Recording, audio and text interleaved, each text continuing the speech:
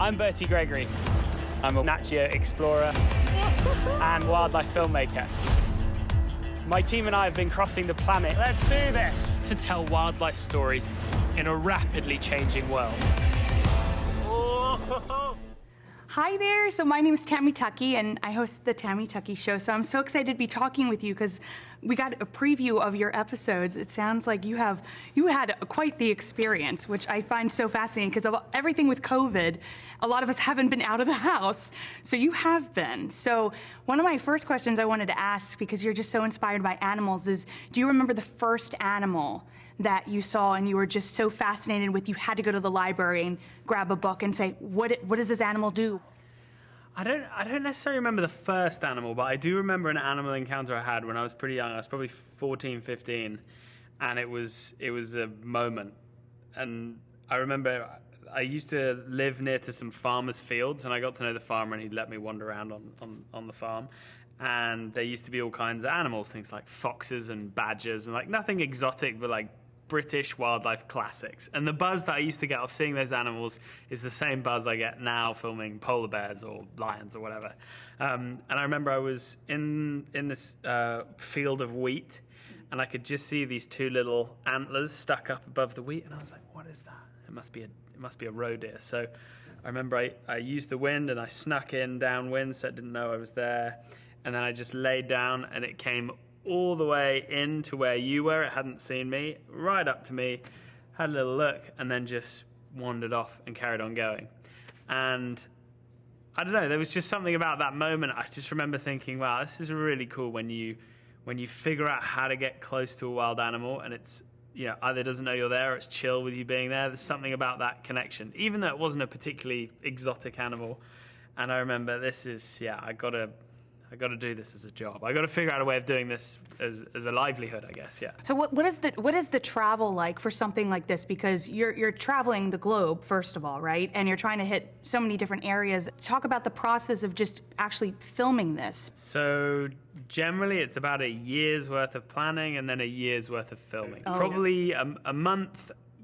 Sometimes a little bit more per episode. What was the biggest culture shock for you while you were traveling? I don't know if this classes as a culture shock, but on the Antarctic episode, we spent a month on a 75-foot sailboat, and there were 11 of us on the boat.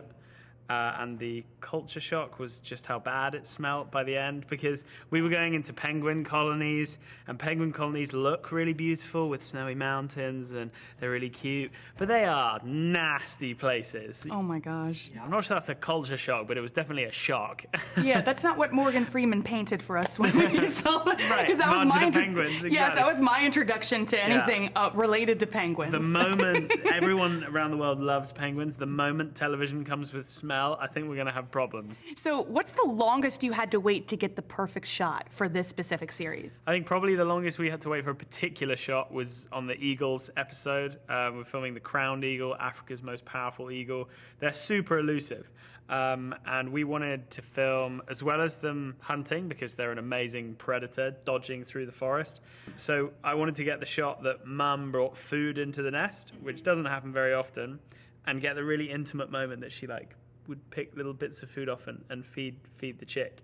And so we set up a tree platform, and then I sat on that little platform. I'd climb up at the start of every day and then rappel at the end of the day. And I think in total I did about 80 hours in that little hide, and had a very numb bottom by the end. What about safety? Were you harnessed up there? Are you tied to the tree? Yeah. That's what I'm actually was very worried about. Yeah. So you sit in a harness and you attach the tree. We did have some windy days and some lightning days. Which no.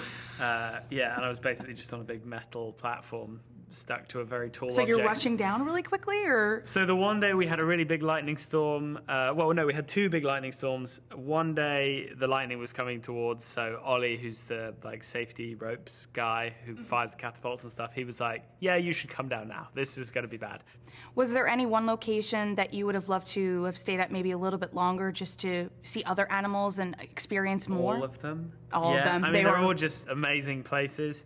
I mean, I'd love in the dolphin episode, we set up at the start. We were trying to find a spinner dolphin superpod.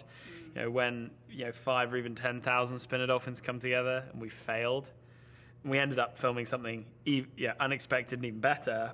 But yeah, I'd have loved to hang around more to see if we could have got that, but that'll give us a reason to go back. I know. See, it makes season 2, right? Well, it's probably not going to make season 2 because we're already filming season 2. Oh, you already? Okay, good. There you go. Yeah. I did not know that. That's exciting. Yeah, I can't talk too much about it, but that's not currently in the lineup. Okay, But well, who knows? you guys worked very, very hard on this. I could tell, and I enjoyed watching the entire thing from start to finish. I was like, but I felt like I was there with you guys. So it was brilliant. It was really lovely. So, Oh, awesome. Thank you very much. That's very kind. and thank you for your time today. I really appreciate thanks it. for having me. Good to chat. Epic Adventures with Bertie Gregory, a Disney Plus Day premiere, September 8th on Disney Plus.